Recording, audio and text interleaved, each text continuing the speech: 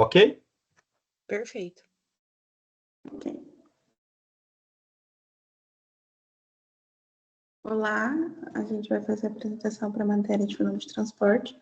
Professora Mara e Marcelino. O grupo é composto por mim, Daniela, pelo Hudson, pela Nayara, e o nosso tema é camada limite de concentração. Deixa eu trocar, por favor.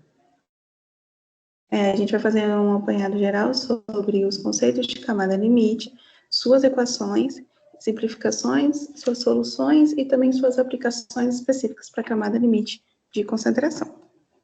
Pode trocar, por favor. A gente vai começar falando primeiro o que é a camada limite, de uma forma genérica. Então, a gente pode dizer que a gente tem na área da camada limite a área de corrente livre e a área de interação, que é essa área em azul. Então, nessa área de interação, ocorrem as transferências e as alterações entre as variáveis de velocidade, de temperatura e as variáveis de concentração, após elas entrarem em contato com o fluxo que estava, com o fluido que estava nessa área. Então, essa camada limite, ela basicamente é a diferença... Pode botar, por favor. Perdão. Essa camada limite, ela é basicamente a diferença do ponto inicial desse contato até essa área limitante da estagnação.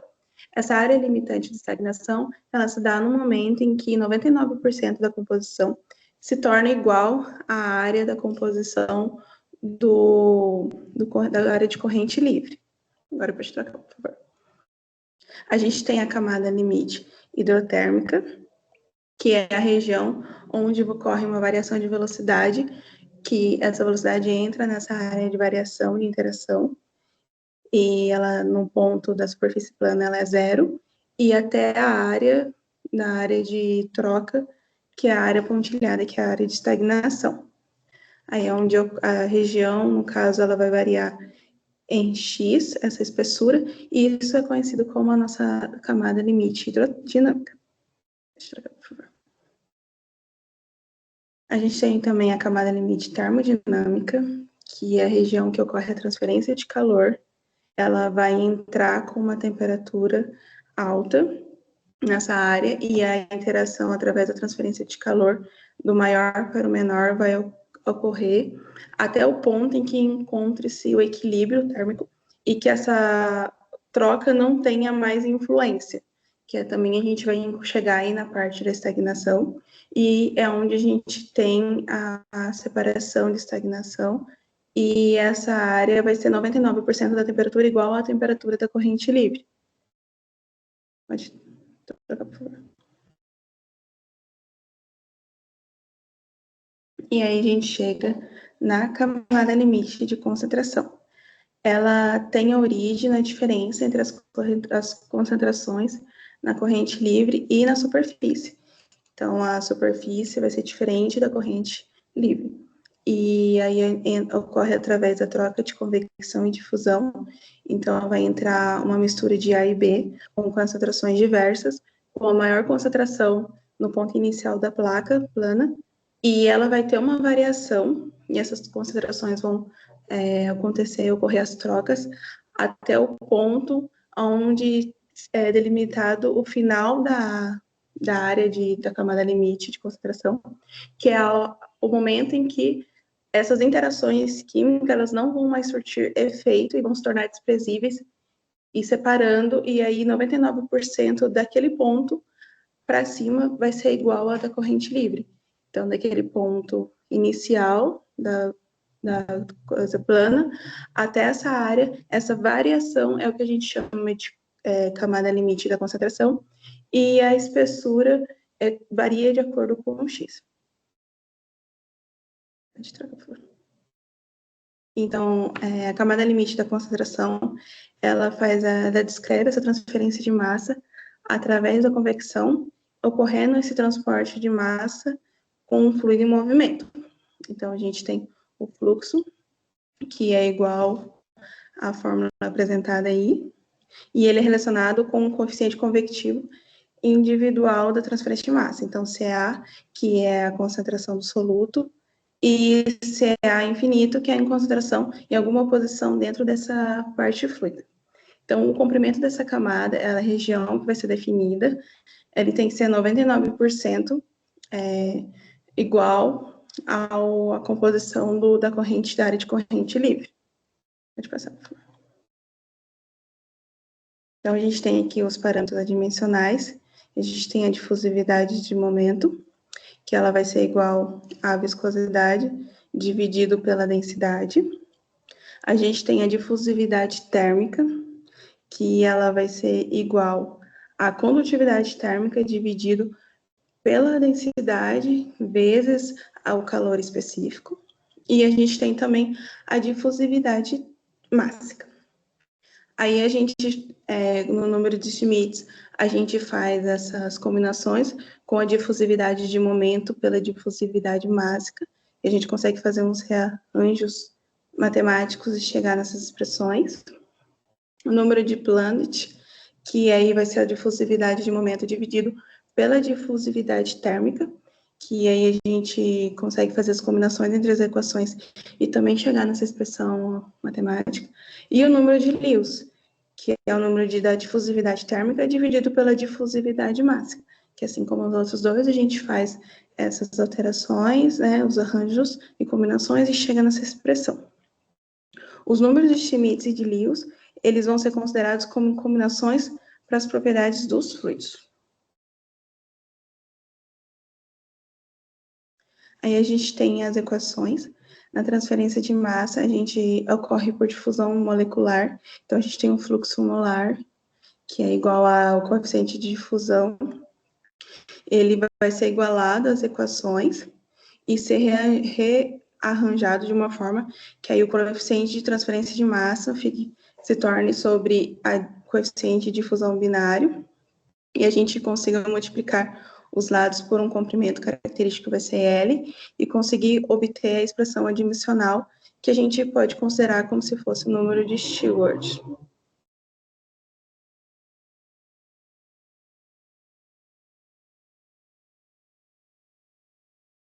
Bom, a partir de agora, vamos ver a análise das equações que governam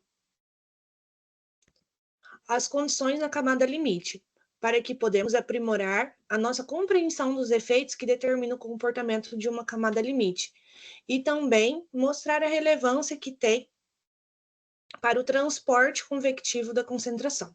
Então, conforme visto anteriormente, a camada limite de concentração ela tem sua origem na diferença entre a concentração da corrente livre e na superfície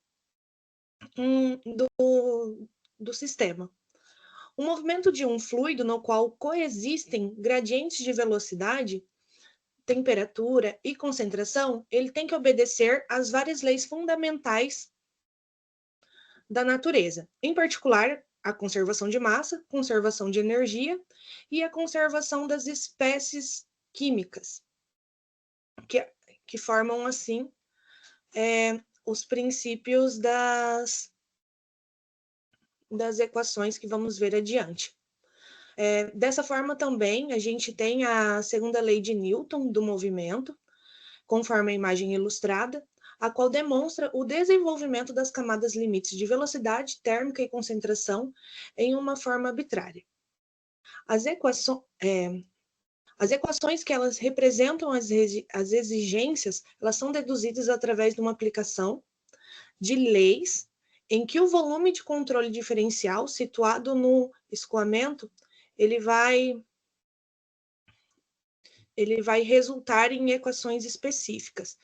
Essas equações específicas, para a gente definir essas equações específicas, nós precisamos definir qual é os sistemas que nós vamos estudar. Nesse caso, vamos adotar um sistema de equações coordenada, um sistema de coordenadas cartesianas para um escoamento bidimensional em regime estacionário de um fluido incompressível com propriedades constantes. Pode passar, por favor. Sendo assim, nós temos 4 equações que vai reger esse sistema, sendo a equação da continuidade, a equação do movimento, a da transferência de energia e a equação da conservação de uma espécie química. Considerando a situação com as condições de contorno apropriado, as equações elas podem ser resolvidas para determinar variações essenciais, variações especiais de viscosidade, viscosidade cinemática, velocidade, temperatura e da solução de um certo componente, nas diferenças da camada limite laminar. Pode passar, por favor? As equações elas podem ser usadas para identificar parâmetros de similaridade da camada limite, bem como importantes analogias entre as transferências de momento, calor e massa, que têm numerosas aplicações práticas. A similaridade pode ser desenvolvida de uma maneira racional e adimensionalizando as equações que governam o processo. As equações da camada de limite, elas são normalizadas partindo-se da definição de variáveis independentes adimensionais com formas. Então, as equações, elas vão ser, todos os parâmetros das equações anteriores, elas vão ser reescritas de forma que elas se tornem adimensionais para que podemos fazer correlações e atingir e conseguir simplificar essas equações posteriormente. No caso da primeira, esse x asterisco, ele vai ser o x, que é a direção, dividido pelo comprimento característico de uma superfície de interesse. A viscosidade asterisco, ela vai ser a viscosidade dividido por uma velocidade a montante da superfície. A viscosidade cinemática é a viscosidade cinemática dividido pela velocidade. A temperatura asterisco é a diferença entre as temperaturas e o CA característico é a diferença dos CAs na superfície e na corrente. Com essa dimensionalização das equações da camada limite, dois parâmetros eles vão aparecer posteriormente, que é o conforme vocês podem ver aqui, que é o Reynolds e o Schmidt. Esses dois parâmetros de similaridade é o que a gente consegue substituir na equação posteriormente, caso a gente não tenha alguns parâmetros e consiga fazer essa similarização, tá? De acordo com a dimensionalização da equação, se a gente substituir todos aqueles parâmetros anteriormente identificados, nós temos essa nova equação com as seguintes condições de contorno e os parâmetros de similaridade. Tais parâmetros dessa similaridade, eles são importantes, pois eles permitem a utilização de resultados obtidos na superfície submetida a um conjunto de condições convectivas em superfícies geometricamente definidas e condições diferentes. Intuitivamente, podemos antecipar... Pode passar, por favor? A gente pode antecipar que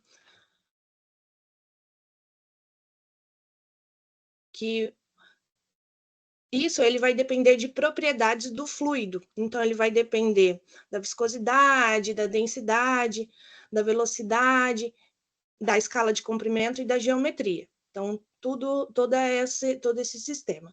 Em específico, o coeficiente de transferência de massa por convecção, ele também depende das propriedades de DAB, de ρ e de μ, da velocidade, do comprimento característicos. Entretanto, essa dependência ela pode ser simplificada.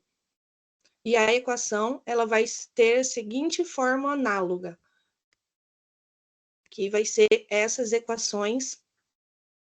equação aqui, do CA, que ele vai ser em função do x característico, do y característico, que é o asterisco, em função de Reynolds, em função de Schmidt, em função dessa derivada. Essa derivada, ela também pode ser simplificada de mais uma forma, que colocando ela substituindo ela na equação, ela vai dar um número de Sherwood, que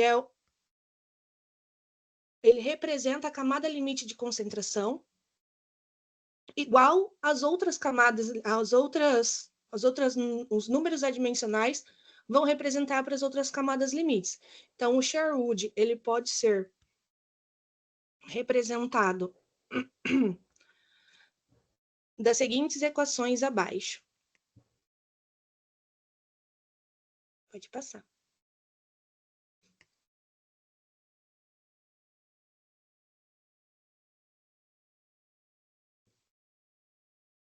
Bom, agora, falando um pouquinho da analogia, então, como já foi falado, né, existe um equilíbrio a partir da camada limite térmico, um equilíbrio entre as interações químicas, que elas passam a ser desprezíveis, né, e acontece, então, uma transferência de massa com o fluido no momento. Então, qual que é a ideia? A ideia é fazer uma analogia entre a transferência de massa e a energia de momento. Então, essa similaridade acontece porque eles têm as mesmas condições de contorno. Então, a gente consegue fazer uma relação entre a camada hidrodinâmica, a camada limite mássica e a camada limite térmica. Como foi falado lá, né, dentro dessa camada limite você tem o equilíbrio químico, o equilíbrio térmico e o equilíbrio de massa. Então, para que a gente consiga fazer essa representação hidrodinâmica, mássica e térmica, então faz uma relação entre Schmidt e Prandtl igual a 1, associando então a Reynolds, né, que é a relação entre as forças inerciais e as forças viscosas.